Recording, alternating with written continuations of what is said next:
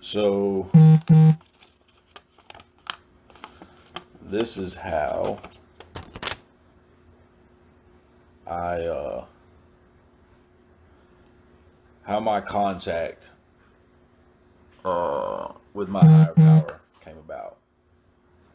Um, so and I'm gonna tell you this little story, man, but I'm gonna tell you right now it's emotional as hell for me because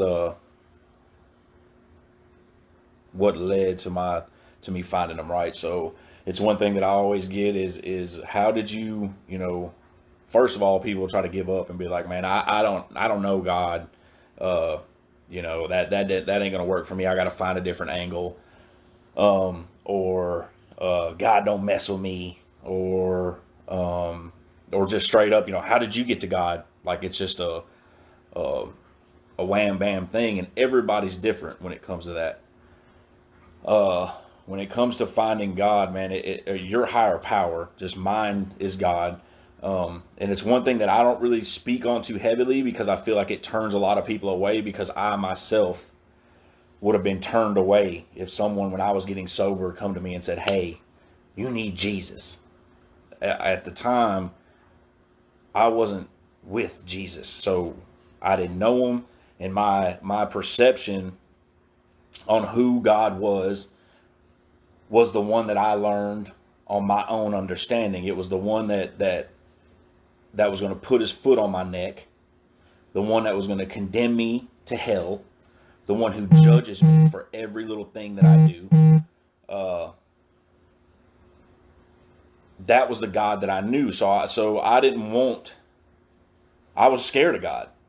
I didn't feel love from God. And here's what led up to that, though, was the fact that when my grandfather, who instilled in my mother God, and my mother took me to church, and I went to catechism, was in a Catholic church, and all that good stuff. But all I learned is that he sits on this throne, and he throws lightning bolts at you. Better act right. Put you in hell. You better act right. Put his foot on your neck. You better do right. Which in some sense, yeah, but not with the God of the understanding I have today. Uh,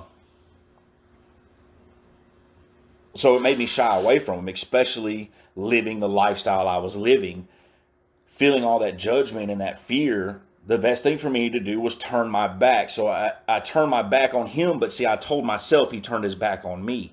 And so as my grandfather, I'm fast forwarding through a lot of stuff, man, because I feel like I repeat the same story over and over. Obviously, if you've ever read any of my posts, or if you know me personally, I was out there thugging, getting high, drug dealing, doing drugs, drinking, partying, fist fighting. The same nonsense that everybody runs through, just different ways. I mean, what I tell a lot of people whenever I share my story is the fact that we had the same emotions. It just might have been different. Where I might have put a gun on somebody and robbed them. That emotion I felt is the same emotion you felt sneaking into your grandma's purse and taking her lower tab. You see what I'm saying? And not saying I'm bad or, Billy Badass. I'm just saying my emotions were different. Where I might have connived one of my homeboys out of money on a pack. You're conniving your mom saying you needed gas money, whatever. But that emotion, that shame and guilt that comes with that I'm a better person than that conscience that we have, that I came to believe now today is a piece of that Holy Spirit that's put into you, convicts you. And them drugs and alcohol will numb that. You do bad long enough, you don't even hear that no more. So fast forwarding, my grandfather instilled in my mother God. My mother instilled God into me. I followed my grandfather's lead. He would pray over our meals. He would take us to church. He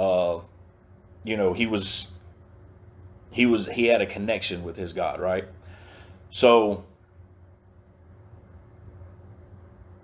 when him being the matriarch, the hierarchy of our family, when he got sick, I honestly was like, well, he's got God. He'll be all right. He's going to get sick and it's going to take some time. But I know people who had cancer for years. I know people who's beat cancer. So I was like, he'll be cool. And then he got sick so quick. And when that happened, I naturally got mad at God. I was like, you're going to take this dude who follows you and puts you into his family and makes you first, and you're going to let that happen? But that, once again, though, I'm leaning on my understanding of things. And so it turned me cold, which I already had a bad relationship with him anyways. I already felt like he was condemning me and blah, blah, blah. So I already wasn't with the crap.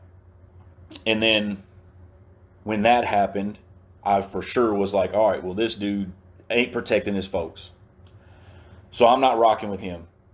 I'm going to do things my way. Like, you just signed our divorce papers, God, by doing that. And it didn't take, man, maybe a year of making that conscious decision that I wasn't going to rock with him no more, for me to be in a suicidal, depressed, homicidal state to where I was either going to kill someone or someone was going to kill me, and I didn't care about life. And as I'm in that depressed state, my mother passes away. So when my mother passed away, I thought to myself, okay, we kind of do the same thing. I got to change something, man.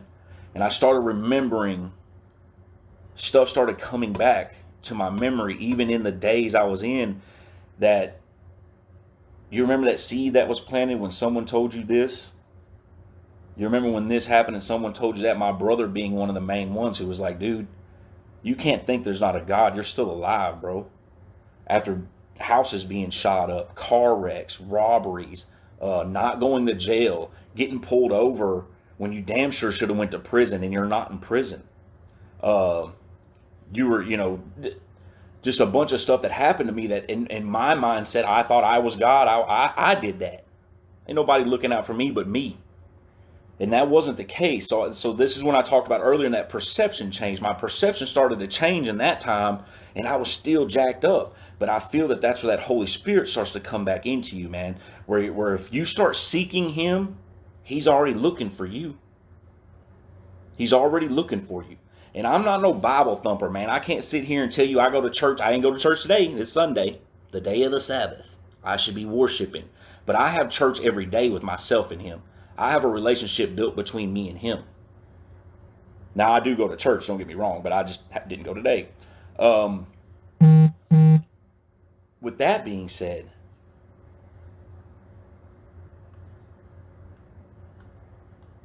I started thinking about, how am I going to see my mom and my granddad again? And everyone's like, well, they're in heaven. They're in heaven. All right, well, I'm going to manipulate my way into heaven somehow. So I go to treatment. Now, this is after a suicide attempt, house getting raided, just doing the most, man. Just trying to end everything. Praying to a God I did not know to take my life. Taking a handful of pills and chasing it with Crown, and going to sleep and hoping that I wouldn't wake up. This was doing every drug that come down the pipeline: meth, heroin, Adderall, pain pills, Xanax, alcohol, sex. Anything I could do to destroy myself and my self-worth is what I was doing. And I would say, just take me, man. Me and my old lady are separated. My mom's dead. My grandfather's dead. No one gives a shit what I do. My dad lives forever away in South Dakota. He don't even know what I'm doing. My sister shied away from me because I was just reckless. My brother was, protecting his family, and was just like, bro, you're going to have to change something, dog, or I can't just keep doing this. So as that went on, though, I go to treatment. I get to treatment and I get sober. Now, what I was talking about earlier is that God just didn't come instantly, man. Now, He does for some. I'm not saying that. I've heard stories where people went to the altar, got saved, and their whole life got better. I know stories where people, prayed one time and woke up the next morning and their cravings were gone and they just loved Jesus. That did not happen for me. That did not happen for me at all.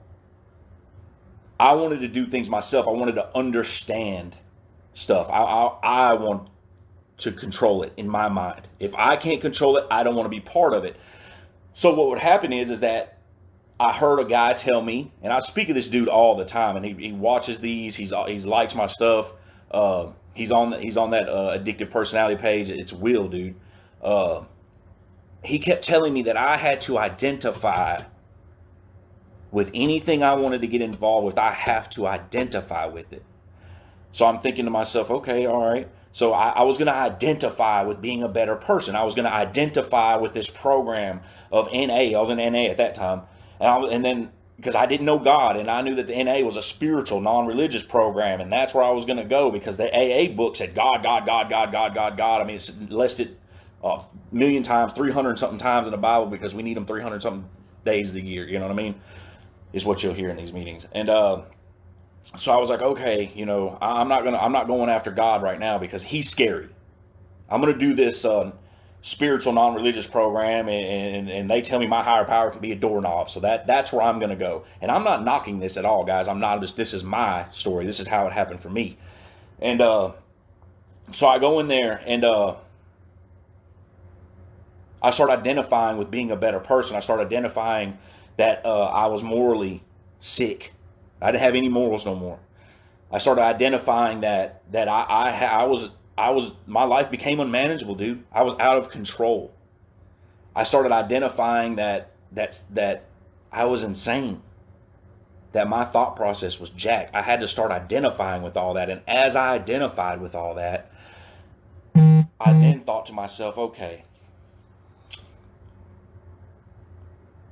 what's up with this God, dude? Because I really want to get to heaven, man. And I'm not going to read Bible verses and all that. I can tell you this, in Romans chapter 7, 15 through 25 is what saved my life. I went into that and I read that them verses. And if you have a Bible, or the good thing about our technology, you can look at your phone and say, Siri, Google, whatever, Romans 7, 15 through 25. If you can identify with that, then you're a saint. Period. So I read that first verse and I said, dude, this is talking to me. This is talking to me. This is me. Identification. Man, what else does this book say? So I start flipping through it. I start reading more and more and more. I started reading about a guy named Saul who hunted Christians and killed them by the thousands, and then had this one encounter and his heart changed and his name turned to Paul. And he started writing all these books in the Bible, and he wrote a lot of them from prison. And at this time in my life, I just caught these felony indictments, and I was looking at prison time. So I was like, well, maybe this is where, maybe I should get to know this guy. Maybe I should get to know some of this stuff. So maybe when I'm sitting in this cell, I'll do better. And I won't be so depressed about the situation. So I started doing that, and then I went to Genesis, just read the beginning of it. And if you have never read the Bible and you have never identified with the Bible, even if you don't believe in Jesus or God, if you just want to read a good story, a wild story, read that Genesis, dude. I mean, you want to talk about wild. I mean, from angels being sent down to, it gets wild, man. I mean, like I said, I'm not going to sit here and just quote Bible verses to you. It gets wild. And so I read Genesis, and I started reading more and more and more. I started reading Psalms, one a day, just because someone told me to, a suggestion that I took. And I started identifying more and more. I started reading these daily reflections. And as I would read these daily reflections, they would speak directly to my life, what is going on. And I know a lot of people are like, well, dude, they're just written in a generic form that speak to everybody. Well, dude, that's great if you feel that way. But this is where that perception change comes in, because it was stuff that I was dealing with that day, that night, or tomorrow, that it would speak directly on. So I started listening to people, man. And then there's a guy that used to come to the treatment centers. His name's Father Pete. You'll see him on my page. He likes and comments on anything that I put that's positive. He's a really good dude, man. His homework assignment was for us to pray 5 minutes a day. That's it. Just talk to God 5 minutes a day. So I was like, okay. So I started identifying. I started building my faith. I started understanding a little bit. And I was like, okay, all right, well, that's cool.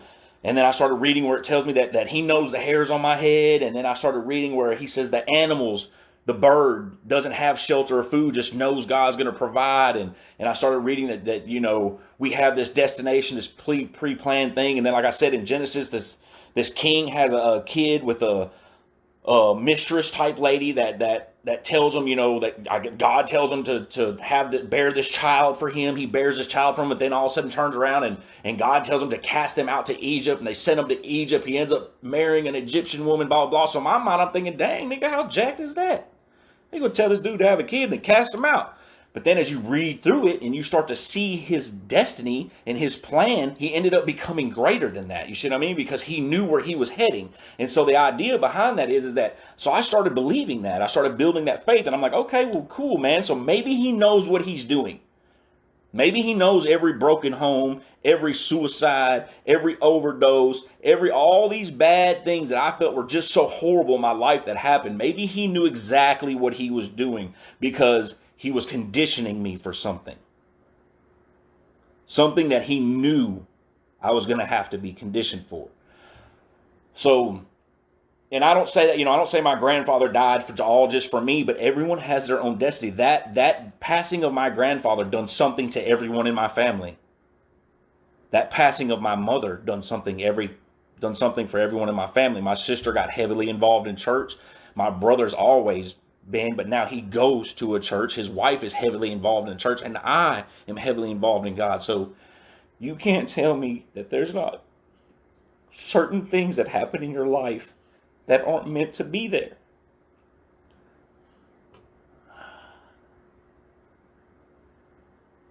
So Father Pete had us pray these 5 minutes a day. So that's what I done. My spiritual awakening come in a very funny form, though. I was sitting there one day. I was in treatment for 90 days. I got my car, my phone. I was able to Facebook and chit chat with girls. I was able to go to meetings. We could leave, 30, 45 minutes early. Didn't have to be back till midnight. So, of course, I'm ripping and running.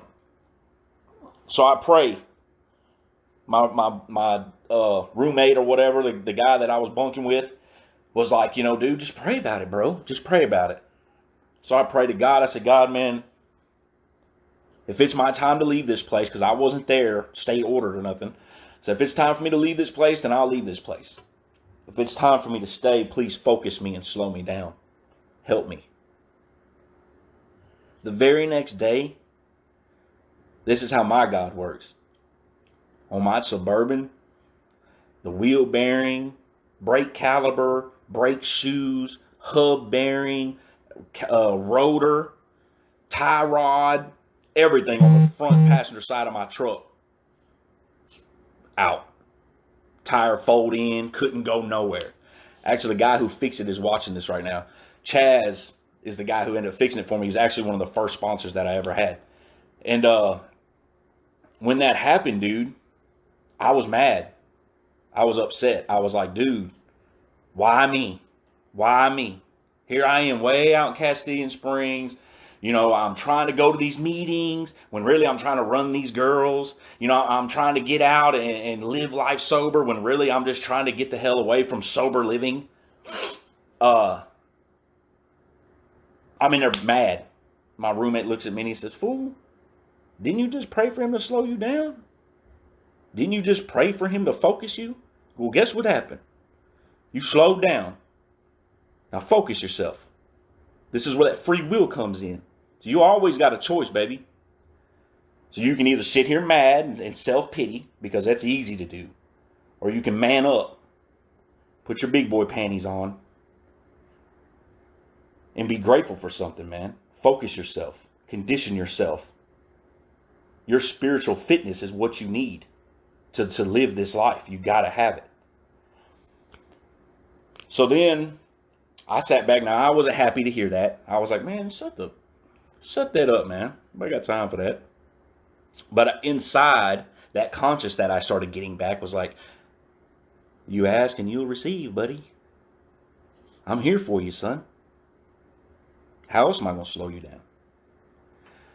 So as my perception started to change, I was real down and out about all these warrants, man. I just got these felonies, and I've just got my life together at 6 months sober, and they're going to hit me with these felonies.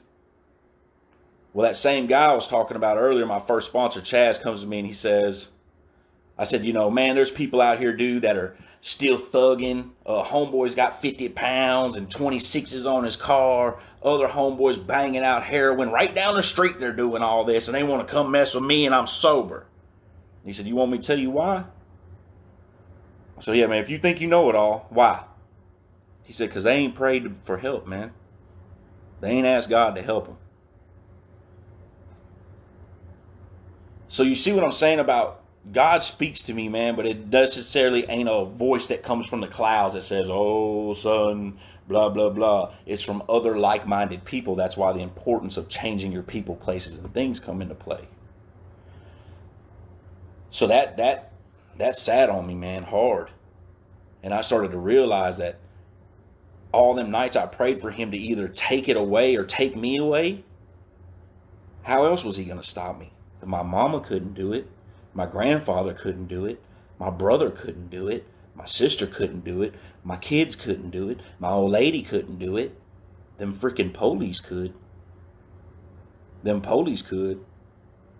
They shake you up. And I don't care. I hate when mugs be like, I'm with that. I'm with that. I'm built for this. I'm built for this. You're not built for it, dude. You're not built to be in a cage.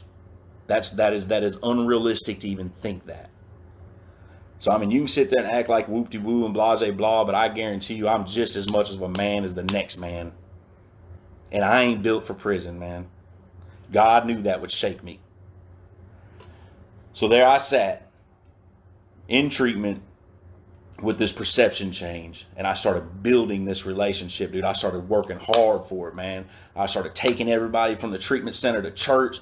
I started doing Bible studies. I started going to the Freedom House and doing men's group with my cousin. I started doing everything I could to change my ways and to change my mindset and to uncallous my heart.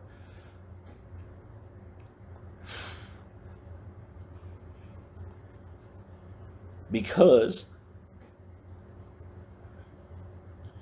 there was going to be a bigger mountain to climb.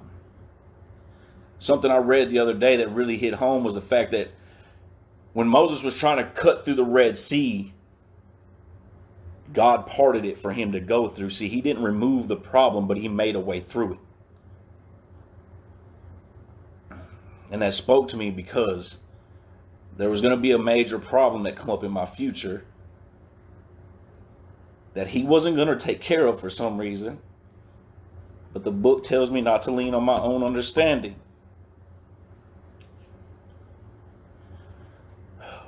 So I got out of treatment.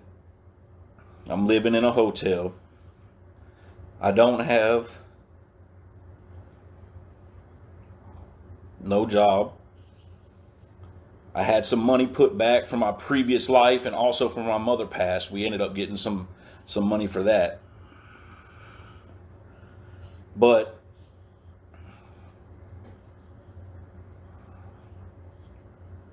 uh, 10 months sober, I get a phone call in the morning that Shay was in a car wreck.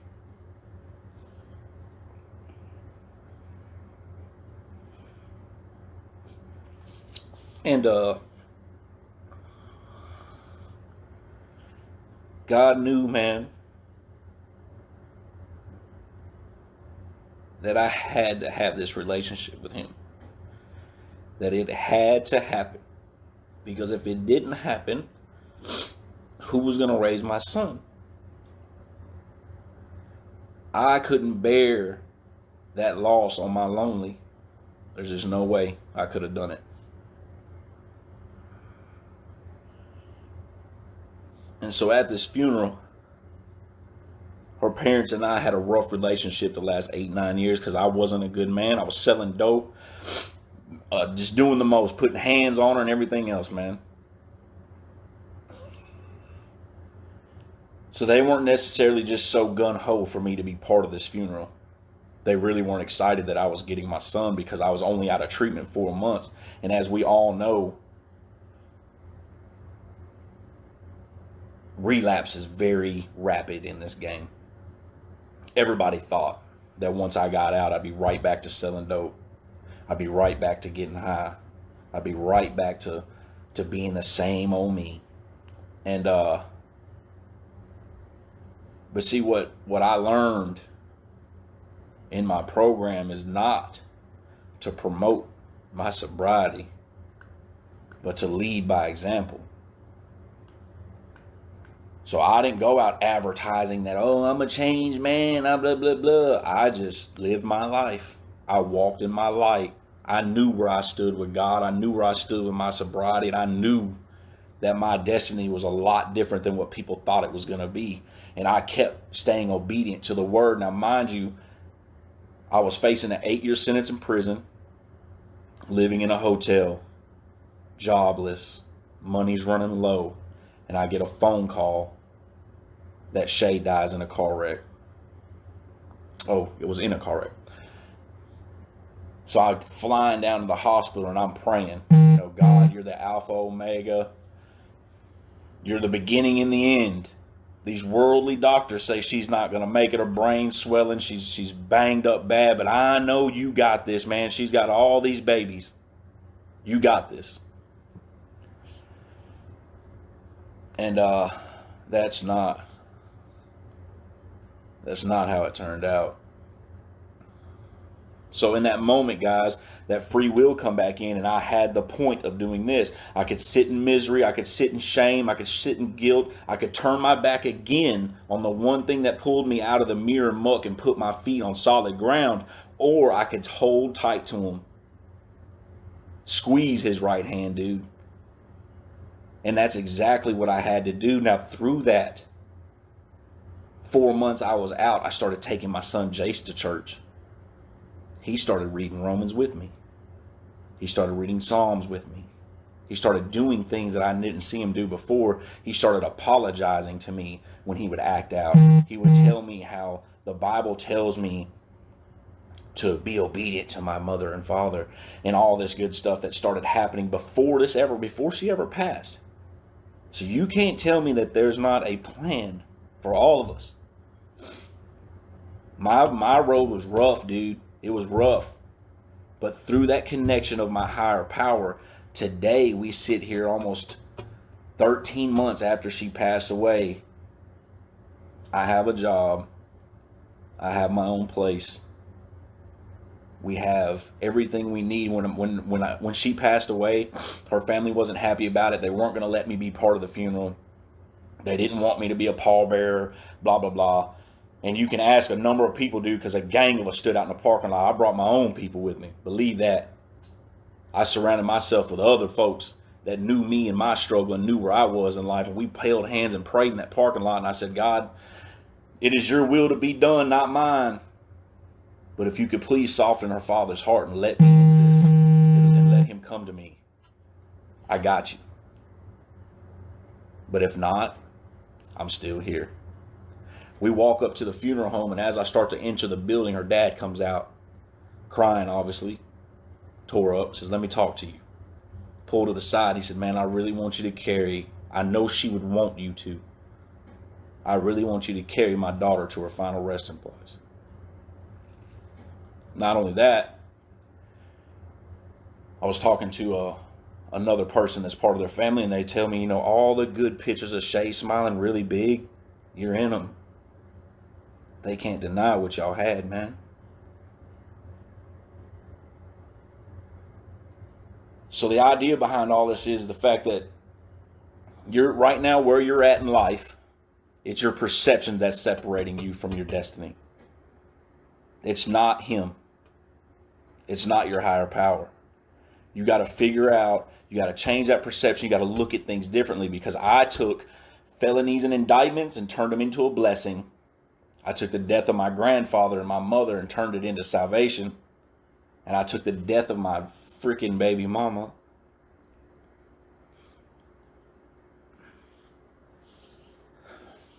and made it a platform to grow from.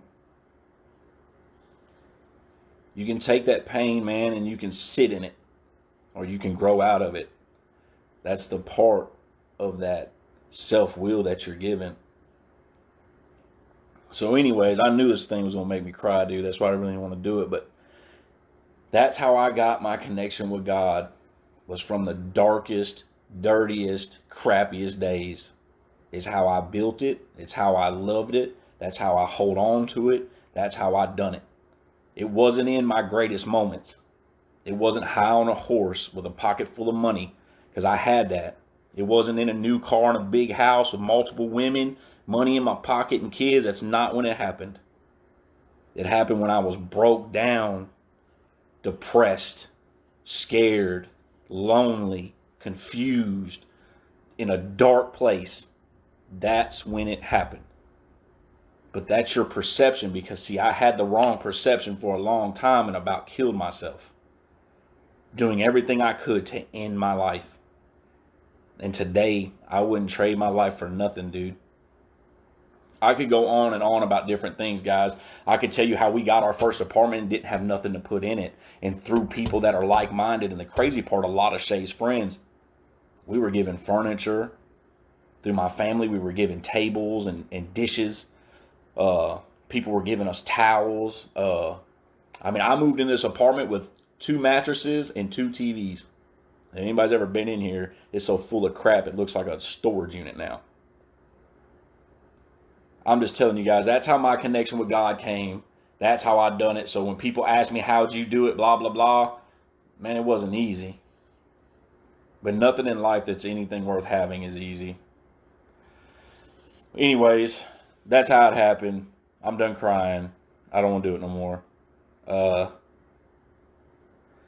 Change that perception, man. If you're struggling, go to Romans and read chapter 7, 15 through 25. And if you don't identify with that, you're a saint. If you do identify with that, read some Psalms. Just check them out. If that don't work for you and you just want to read a good story, read Genesis. Not that long. Get an idea of what God's done for people and what he's able to do and what he has done, and the craziness that he puts in people's lives that he builds from. But that all goes into that perception change. But anyways, guys, I got other things I need to be doing today, but that was my 3 or 4 days later. Like I said, I was going to do this every 3 or 4 days. So that was today's. All right, peace, love.